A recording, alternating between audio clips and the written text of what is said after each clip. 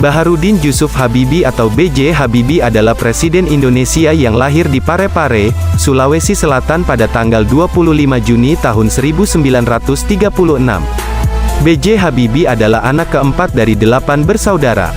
B.J. Habibie menikah dengan Hasri Ainun Besari kemudian dikaruniai 2 anak yang bernama Ilham Akbar dan Tarek Kemal.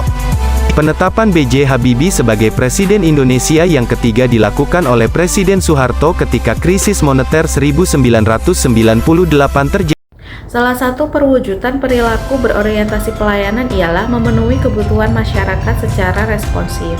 Bapak B.J. Habibie yang sebelumnya memiliki kehidupan yang mapan di Jerman, bahkan ditawari menjadi penduduk negara Jerman, lebih memilih pulang ke Indonesia ketika Pak Soeharto memanggil beliau untuk memajukan industri dirgantara Indonesia.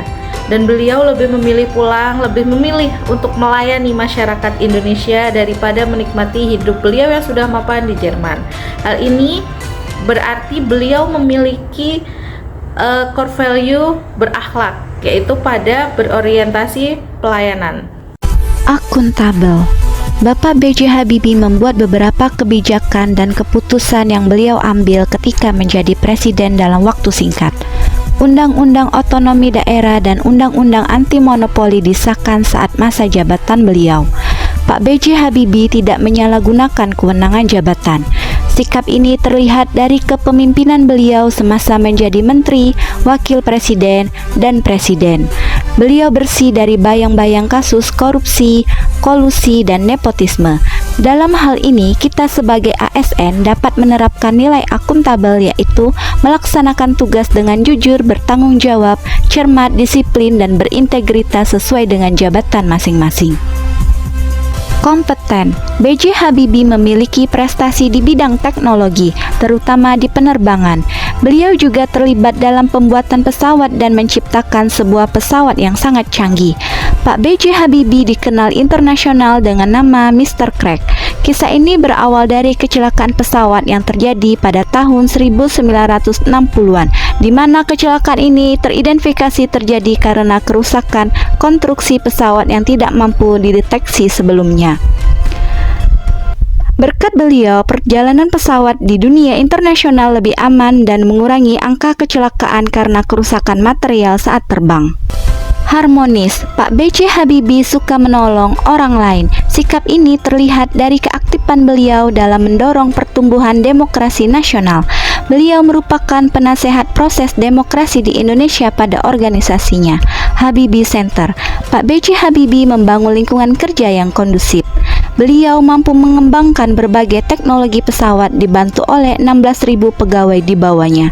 Dalam hal ini, kita sebagai ASN dapat menerapkan nilai harmonis, yaitu menciptakan suasana kerja yang kondusif dan suka menolong orang lain. Core value loyal yang dapat dicontoh dari Pak Habibie ialah loyalitas beliau terhadap bangsa Indonesia. Beliau rela meninggalkan pekerjaan yang prestisius di Jerman pada tahun 1973 dan lebih memilih untuk pulang ke Indonesia. Sehingga pada tahun 1988, Pak Habibie diamanahkan oleh Presiden Soeharto sebagai Menristek. Hal ini menunjukkan dedikasi dan kesetiaan beliau kepada bangsa Indonesia. Core value adaptif ditunjukkan Pak Habibie saat menjabat sebagai Presiden Republik Indonesia. Beliau yang tidak memiliki latar belakang politik mampu untuk memberi gebrakan terhadap konstitusi serta membuka ruang demokrasi yang membentuk Komisi Pemilihan Umum, sehingga mendukung terselenggaranya pemilu yang berasas luber dan jurdil.